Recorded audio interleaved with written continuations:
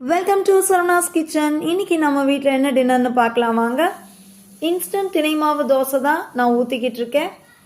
இதுக்கு தோசை தவா நல்ல சூடானதுக்கப்புறம் தான் ஊற்றணும். இந்த மாவில் கொஞ்சமாக உப்பு, நிறைய தண்ணி, ஒரு ஸ்பூன் அளவுக்கு எண்ணெய், கொஞ்சமாக சீரகம் போட்டுட்டு நல்லா கரைச்சிட்டு ஊற வச்சிடலாம் ஒரு 10 நிமிஷம்.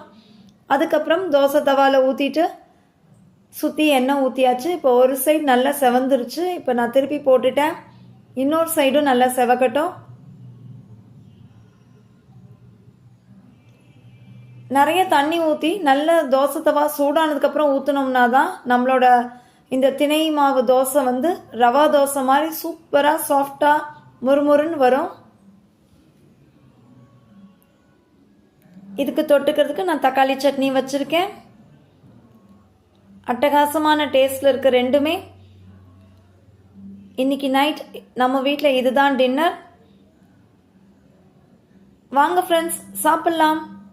பிடிச்சிருந்தா ஒரு லைக் போடுங்க ஃப்ரெண்ட்ஸ். தேங்க்யூ.